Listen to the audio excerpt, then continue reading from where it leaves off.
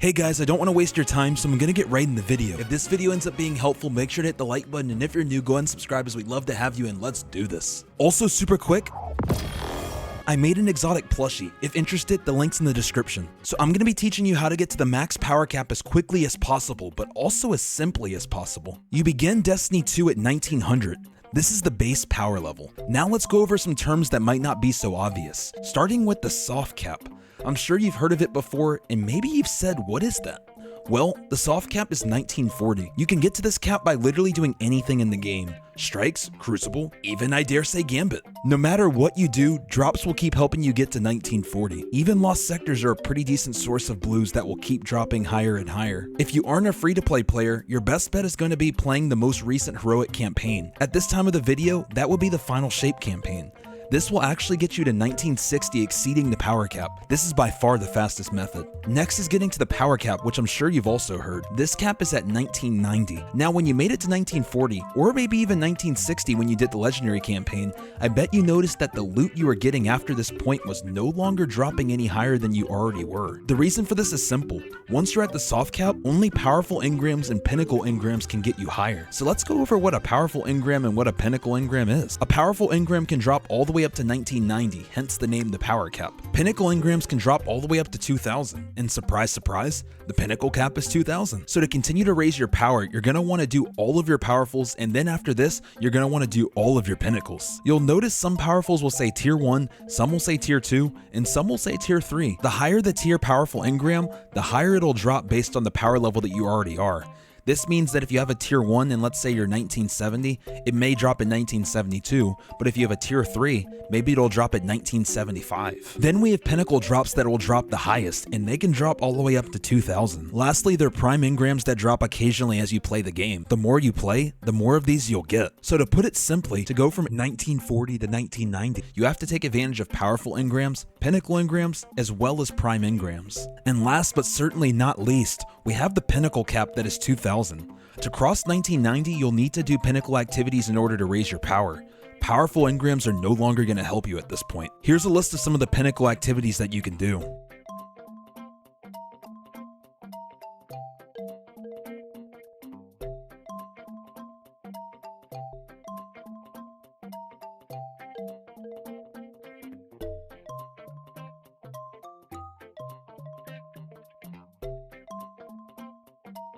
And boom, just like that, you're done. Just kidding, there's still some tips and tricks that I want to teach you guys. First off, don't burn all of your powerfuls and pinnacles too quickly. It's important to do a process known as min-maxing when it comes to power leveling. What that means is that you'll fill in the lower gaps in your power before you use your next powerful or pinnacle engram. Let's do an example so it's easier to grasp.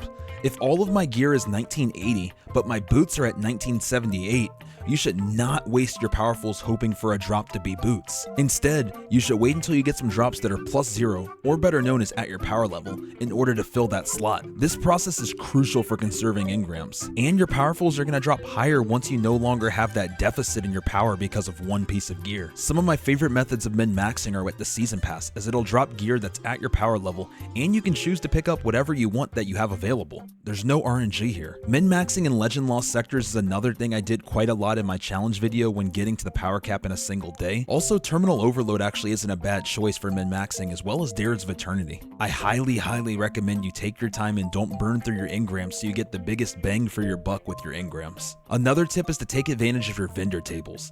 They have engrams that will push you towards 2000, and if you keep resetting those tables, you'll have access to more and more engrams. Another thing that you don't want to forget is exotic quests. A lot of these can drop as pinnacle rewards, and you can do them whenever you actually need these certain slots. Also, when Iron Banner is available, make sure to go nuts as it drops a lot of pinnacles. Now that you know all this, you may be like, wait CB, I've seen people over 2000. What's that about? Well, good question. There's something called the artifact that I know you've seen before. This also plays a role in your power level. Hover over it and you'll see it says plus and whatever number where it says power bonus. This gives you additional levels on top of your gear score.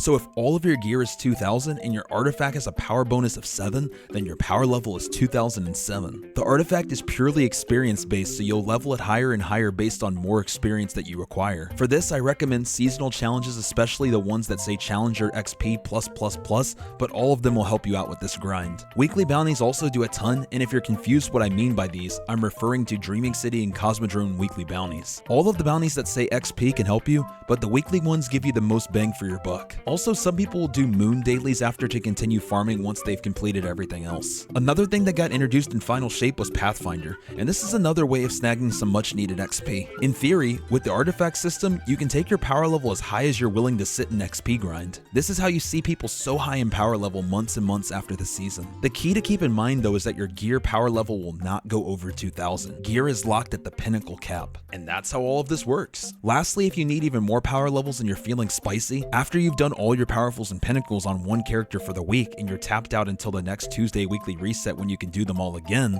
you can switch to your next character and repeat the process again. Swap those weapons over and let's repeat the fun only on your second character, getting even higher than you were on your first character, then swap all of your stuff on your second character to your third character to get even higher than you were on your second character. And with that, you're no longer in the dark on how all of this works, and it didn't take us that long to cover it. I hope this helped, and if it did, make sure to like and subscribe, and I hope you have a fantastic day, and I love you guys so much, and I'll see you guys in the next one. Later, guys.